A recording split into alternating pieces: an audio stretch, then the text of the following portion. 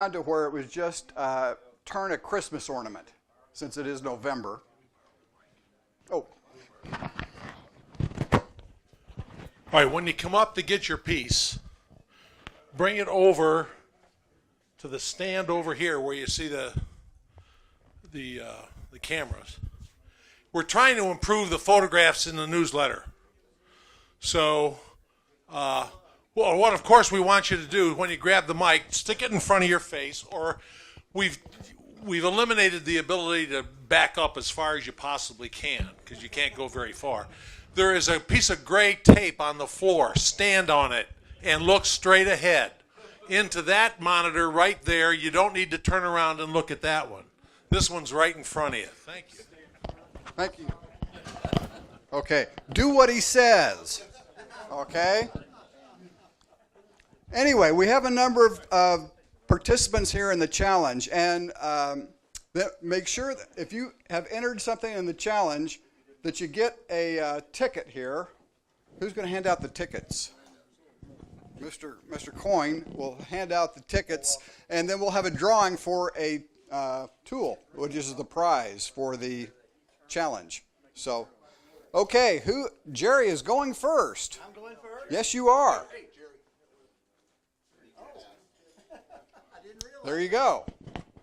You better do what Sean says. You're not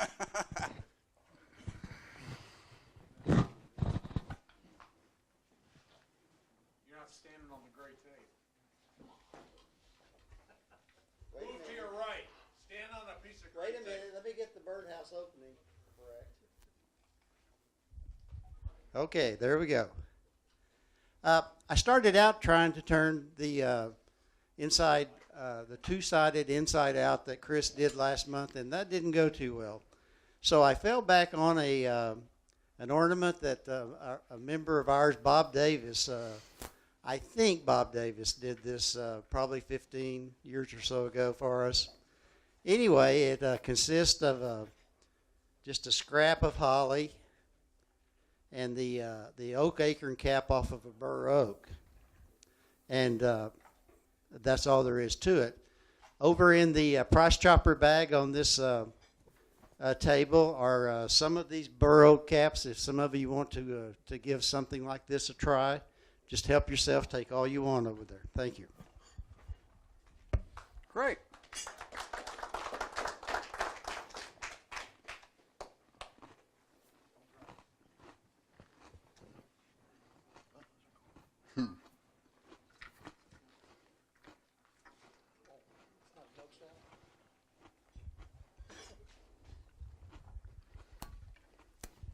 What I've got here is similar to what Jerry did, only mine, the Kansas, Missouri bur oaks are a little smaller than the Texas, so had to make it a little bit smaller.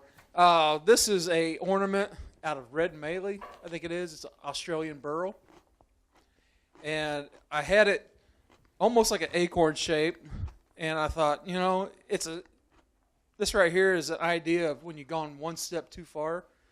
Because if you look, I tried to drill in a little hole for the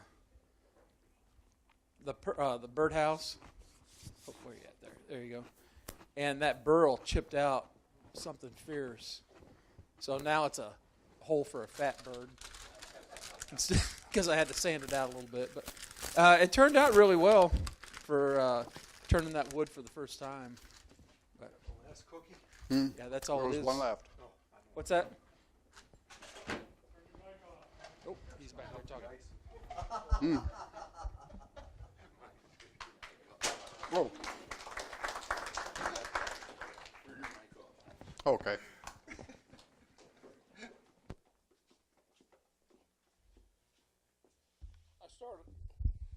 I started off by trying to do the inside-out turning, and my first attempt was, it was something terrible. I turned the tendons ahead of time and cut where I shouldn't, so I knew that was a nice one to just throw this side. And I figure after looking at this one, the other one, it's better. I don't know, it's barely a keeper, but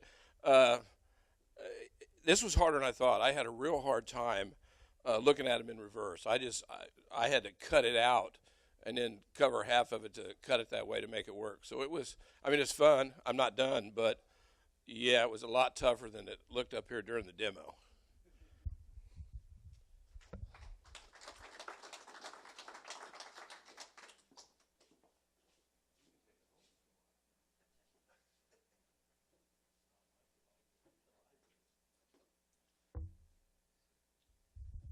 I tried the two-sided inside-out turning, and my first one I got the profile wrong for a Christmas tree, so it wound up as an ornament. Second time around, I did get the Christmas tree. The coloring on these was done with the metallic markers that we were using to sign the lathe at the symposium. And when you first put it on, there's more color and less metallic, but when it dries, it's more metallic. So I haven't decided whether I like the effect or not.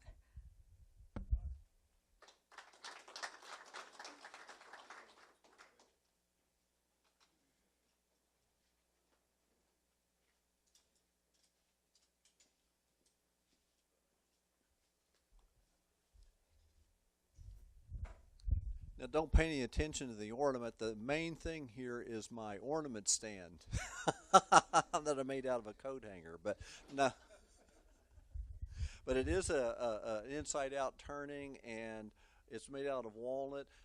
My wife doesn't like the ornaments that have the long icicle on them, so I didn't put one on here. I'm not sure. She's just weird. She didn't like them. And then I did cut a little disc and a little thing to hang inside and scratched on it, and that was actually harder than the turning.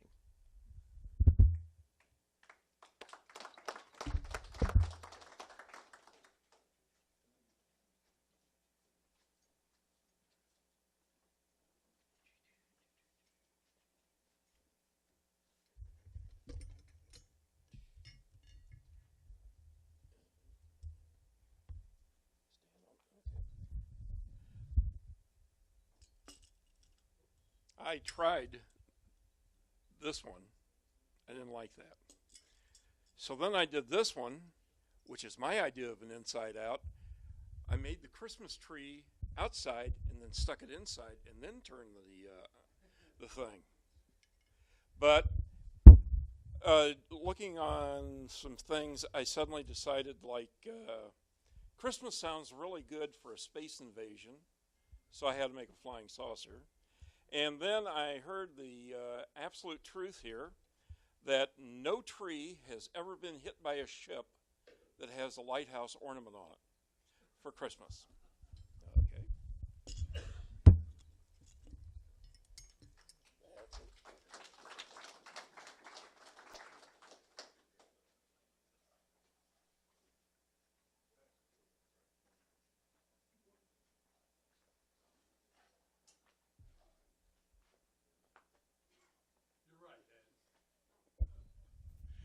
Well, of course, I got to use my Irish knot for my ornament. The colors of the Irish flag are green, orange, and white. I wish I'd have turned the ornament upside down so it'd be green, orange, white, orange, instead of orange, white, green. And I've got to figure out some way to keep the white white, because in the center of the ornament it's turning more brown, and somehow I don't know whether because the wood is really white when I start, but by the time I get it finished and everything, it's more brownish color. So Larry was saying, "Come on, you got to come up with something Irish flag." So this is my version of it.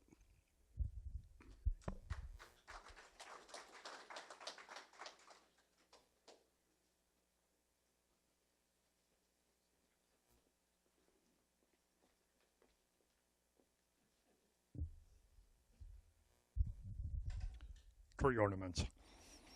I did discover if you don't drill the hole in the center, then you get off center real quick. And I liked how Chris thought this looked Aztecian. No, but that's my story.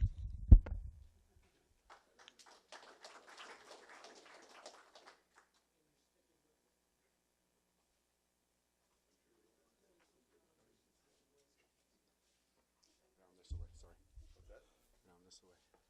There you go. You're good. Right here. Hi, I'm David. I'm your blind turner. Most of you are getting to know me. So Anthony was telling, thank you. Anthony was telling me about the challenge. I thought, wow, this is kind of cool. So I did turn. You can see what I turned here. And instead of trying to turn a perfect circle, of course, I turned a pair because it was easy for me to get my tool to do that. Boy, turning circles are tough for blind guys. Then I drilled a hole through it. Anthony had suggested, well, let's drill a hole through it. So I did that and hollowed it out. The first one I blew up. I got too aggressive on the hollow. And the second time, I just kind of held it together and didn't turn quite so much of it out. I hollowed it out, though, and made the two icicles with the tenons, and they just fit right, made them so they fit in the hole. I had the bottom icicle, you know, I'd taken a lot of time, and I reverse turned it a little bit with the pear shape coming down. I was trying to dress it out a little bit. It was all nice, but when I put the glue in there, I did it backwards. I put the glue on the tenon, and it slipped it in there. I thought, okay, it'll just slide in there. And well, it got in there, and then it got stopped real quick. So it's a little short, but it was a fun challenge. Thanks so much. Ready? Yep.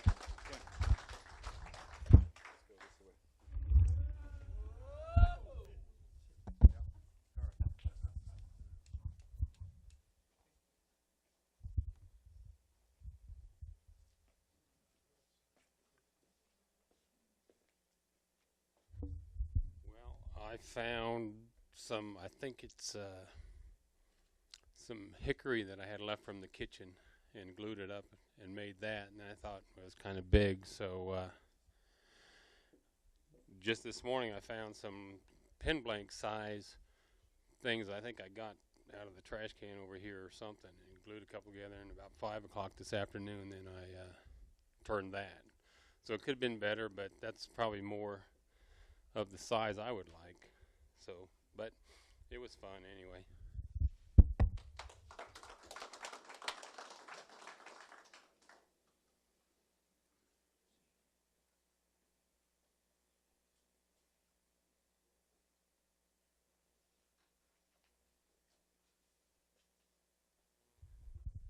Hi. I thought last week after we saw the cute little ornaments, I thought, oh, I can do something that's cute and little.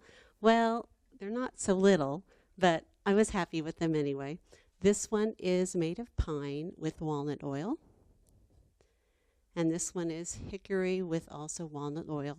And the little things inside, I was looking for, oh, I need some beads. So I got my daughter's bead box out, and she had made these little things. I thought, those look like lights. So we got lights on the Christmas tree.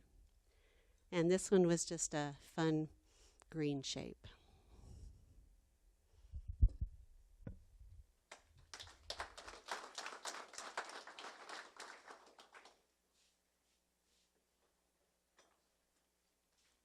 So I've been making, doing these icicles as a first project for the beginners in most of my classes. I don't know if you can see them. Yeah. And I mean, I make them mostly the same. This was kind of the way I made them usually. And I started, well, I take it back. This is the way I made them usually, with a straight piece here. And I started deciding to make it a slight cove. And so this is kind of a progression to see how far you can take it. And I like this one. I think that goes a little too far maybe. But they're kind of interesting. And so these are my inside-out turnings. It's because everything that was inside I put on the outside. Okay. And it's just walnut and cherry. Try to make them fairly light so they don't knock your tree over. And this one was real interesting. It's got some figure in it, and the sapwood, and it's Osage orange. It's fun.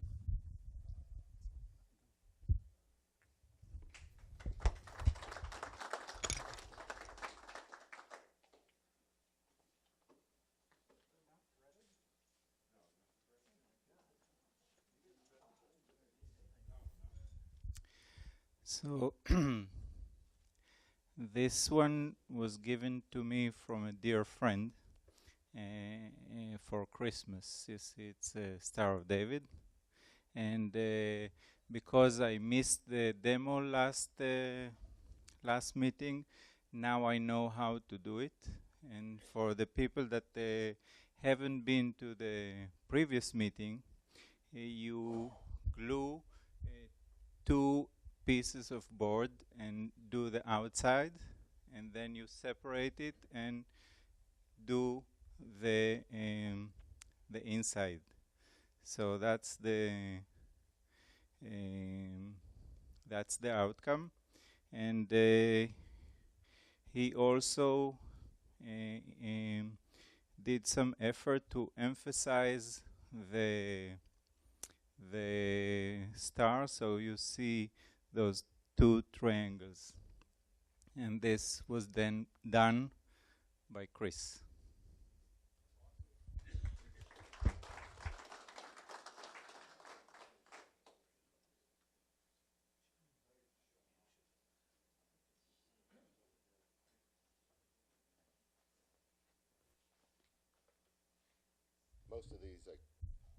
Most of these I had handed around. I think I finished the snowman. The ho-ho that I was working on, I put a little bit of red dye and green dye on it, polished it up, looked real pretty, went and had a sale, and that's the one ornament that sold. So I can't show that one to you, but just I enjoyed seeing all the different ideas. I think it's fun shapes, fun things that have come out of it. I hope everybody gets to try it at some point. It's not that hard to do. Just got to think inside out, I guess.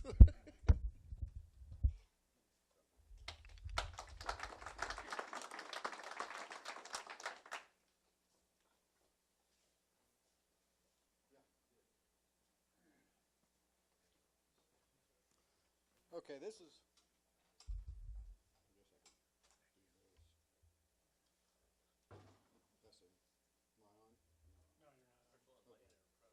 Anyway, this is like Phil orders. You don't look at the ornaments. I'm real proud of this. This is the thing that I did for my indexing on my lathe. Making the bowls of illusion. That's what this pencil is for. And I slide this around. Anyway, I tried the inside-out turning. I'm not a big fan. I don't care if I ever make another one. Tell us how you feel. This was about 2% turning and 98% painting and, making filament. Okay, I went to Walmart and I got, I figured it needed some paint. Well, I would have liked to have made it, dyed the wood so you could actually see the grain in it. That'd be kind of cool. Anyway, I spent $3 for the 12 little paint pod things, acrylic paint. So I thought, it'll work. And painted it on, and they were real rough, it was a matte finish, and it looked terrible. So I got some clear finish and sprayed, clear lacquer and sprayed on it, and had the most fun. I wanted to be like Anthony, and I threaded these, so I'm proud of that.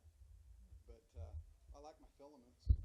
Anyway, those are going to be collector's items because there aren't going to be any more of those made by me. So that's it. Okay.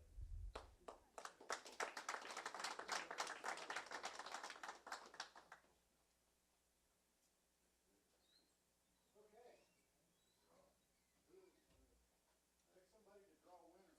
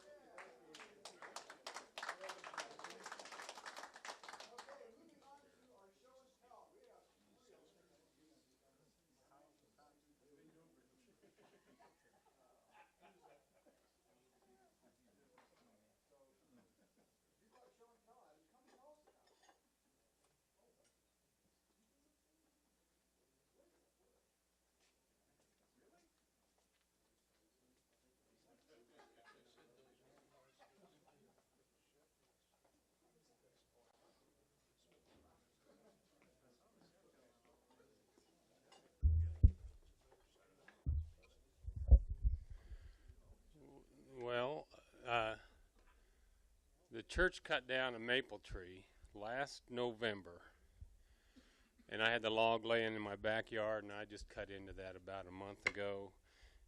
It didn't look like this last November because I made a couple bowls in, but now it's beautiful. It's spalted real nice, and I can't wait to cut into some more of it.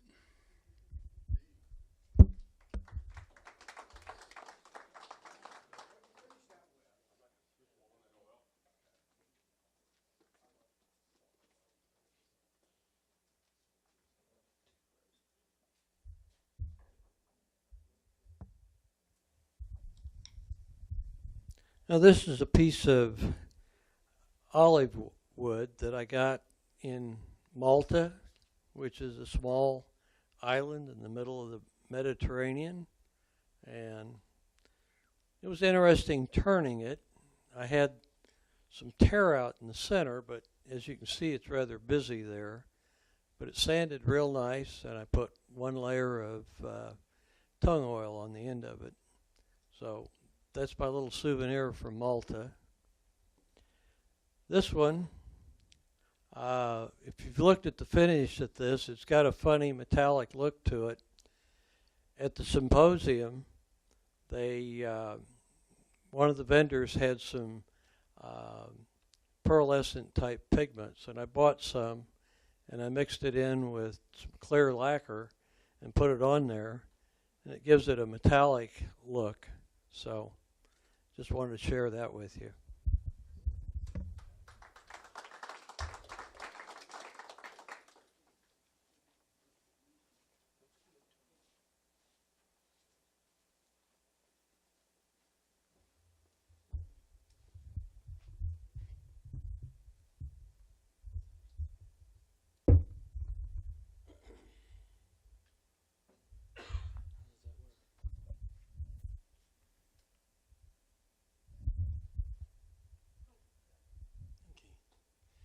Well, I started trying to turn cones, and this is what I ended up with. Tried to turn 3 cones, and 2 out of 3 were failures. One blew up in the lathe. One I had almost perfect, and was trying to get the wall just to the right thickness all the way through, just nice and thin, and you just go dink like that, and it's gone. And I pitched that out into the grass, and forgot all about it until I ran over it with the lawnmower. And so I've got one cone, and I'm almost there to do something whippy. So it's like, okay, what am I going to show up with? Tops. I love turning tops, and I've brought a few big ones. And these are done in spalted elm, and I believe this is oak. And it's fun to do. It's easy to do. And the one thing that you have to remember when you lay out a top is 5/4. That is, the length is 5/4 of the diameter. And then you just break it up 2/4, 2/4, and 1/4. And if you work for the classic rutabaga shape like that, you get a really nice turning top. And when I turn them, sometimes you get the proportions just right, and sometimes you don't.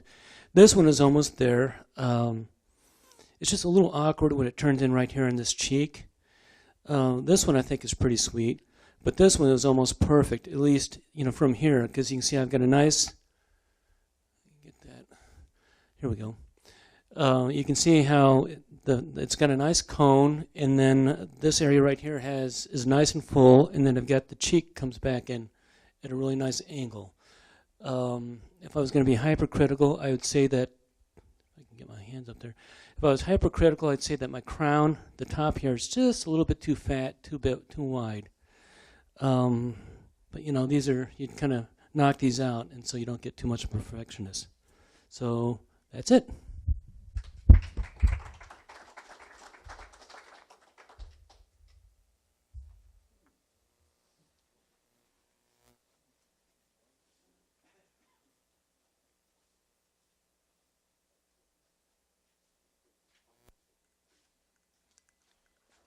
Combined a couple of ideas that I saw. Carl Jacobson was turning a bunch of mushrooms. I liked it, couldn't figure out what to do with them. So I figured mushrooms, gnomes, and Christmas would be all together. So I made a little Christmas display.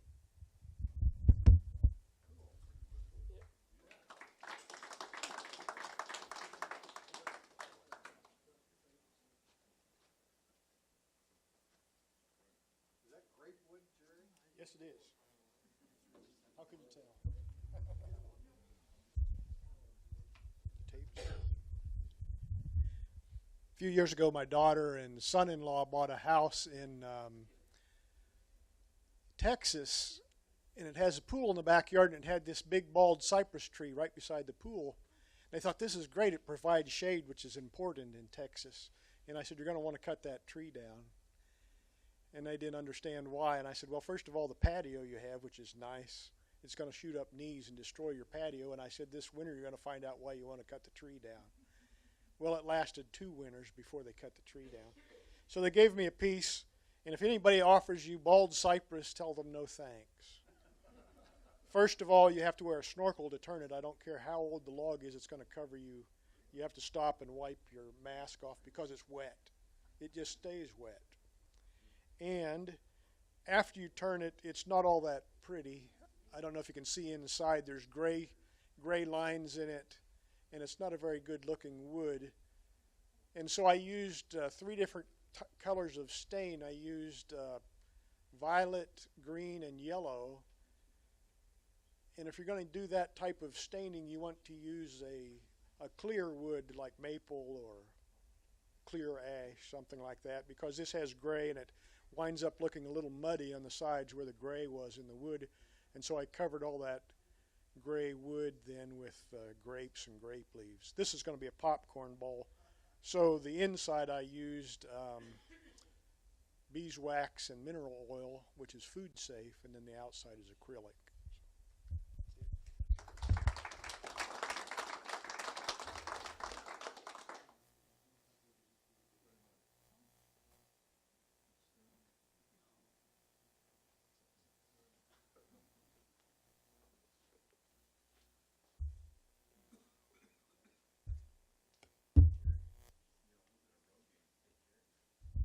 I brought some few things.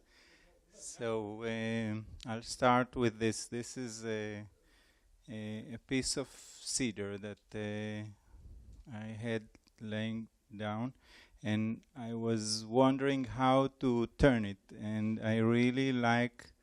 This is the camera. I really like the way that the red color of the cedar is showing up like a flame, like it's really beautiful to see the distinction between the rings of the wood itself and the red that is not the same direction of the. It's really beautiful to see the kind of a flame shape of it. Another one is cedar. I really like the smell of cedar. When I turn it, it's really fun. And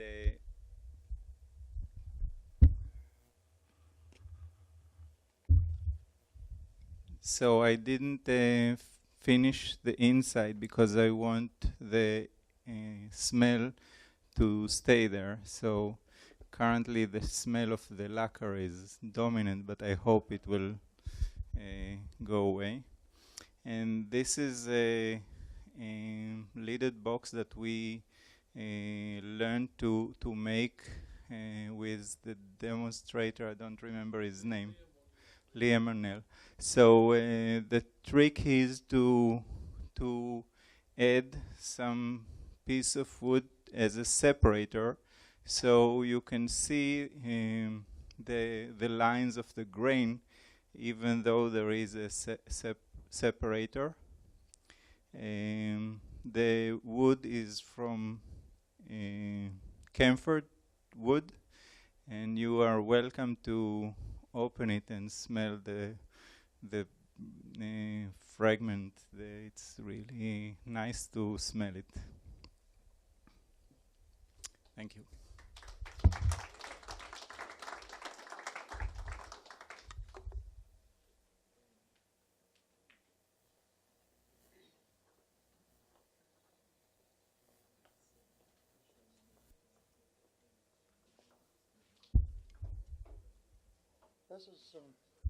This is some wood that Mike was so kind to give me out of his garage. It was a half a log, and it was probably about 20 inches long. So I took the half and made it into quarters, and so I got this piece here. This one here, all I can see are two red eyes, a broken nose, and talking out of the corner of his mouth. But trying to be clever, which I was not, I wanted to make a matching piece. Well, it doesn't match. But it's still a good piece, but it just doesn't match. It's all trying to get dimensions shrunk down just all together. My mind, I can't seem to wrap my mind around it. So they are two pieces. They're not related.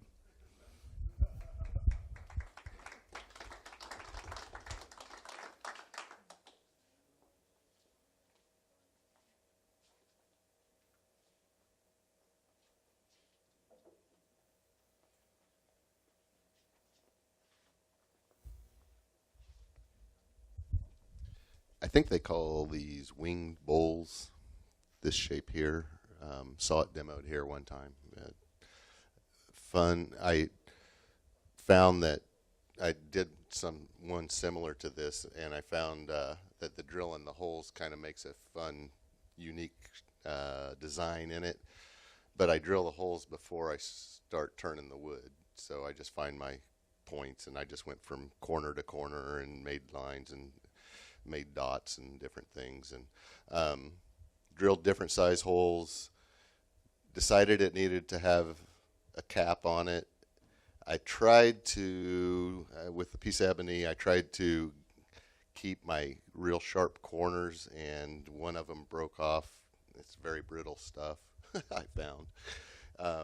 So I decided I put it back on the lathe and trimmed all of them down so that they all at least matched, and I still wanted that point, so I decided to turn little pieces to stick in there that would point up. And then the finial was originally part of the ebony, and I think I broke it 4 different times, sanded it down, glued it, or sanded it back down, had it looking good, and then broke it again. And so then I turned it in cherry, which matched this wood, which I really liked, and I took it to work because I was so proud of it, and I showed them, and when I came home I did something and I broke that finial. And so this is Mopani, very hard wood that I'd used for pins, and I had a pin blank of it, close in color, so I did my finial again in that. This was basically kind of a very similar item. I just drilled some holes in certain parts, and then once I had it turned, then I took it to the scroll saw and sawed between my holes that I had cut to create kind of a real more delicate thing. Now, having hindsight being 2020, I wish I would have done this point up here and came down. I think it would have made a lot more interesting shape, and I may try it again, but that's my project. What kind of finish did you put on, particularly the light one? They're both just sanding sealer and then turned on the Beal with sanding sealer and then turned on the Beal. Yeah. So it's carnauba wax, basically.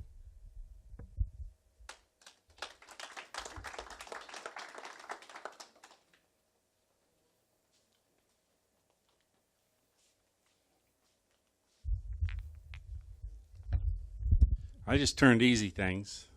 These are ring holders, and you keep them big on the bottom so that they don't slide around, you don't tip them over. And you make them out of anything. I make them a little differently than I used to. I used to turn the top, cut it off, and then jam chuck it so I could turn the bottom. But I quit doing that.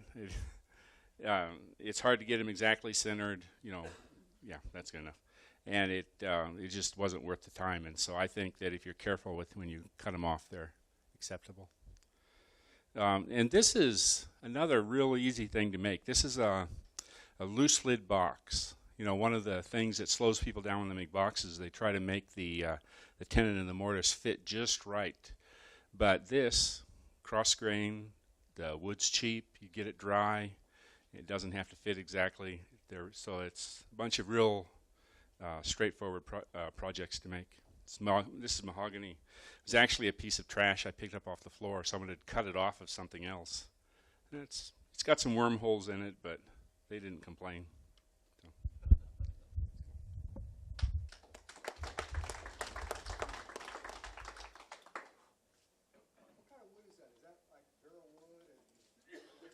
Bloodwood, walnut, and cherry. Oh, no. There's mahogany also. One of the. Okay.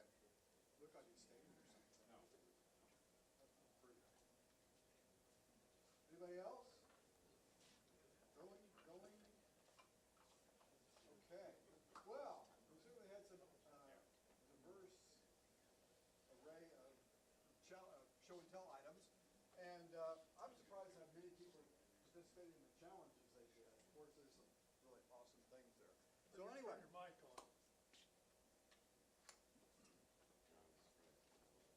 Testing 1, 2, 3, 4. Anyway, that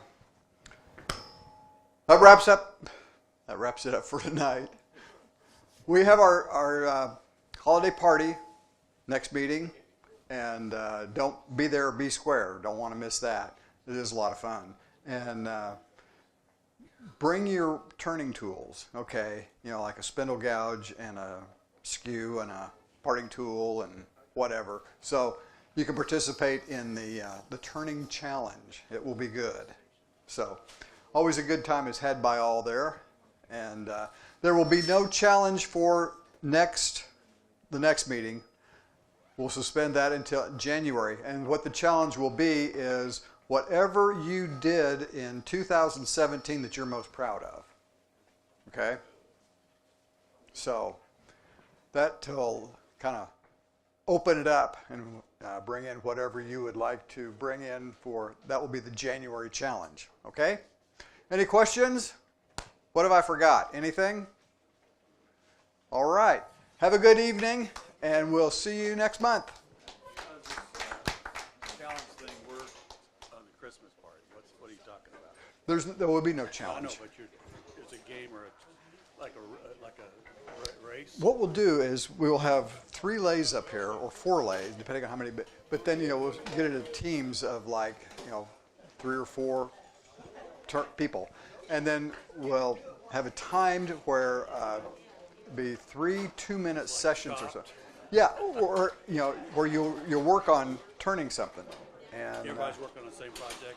Yeah, it'll be like a snowman or a and so it's like we did Christmas trees last year, and then before that we did like snowmen or something. I mean they're fairly simple, so you could do them real fast. But and then the audience votes on whoever they think is the best, and yeah.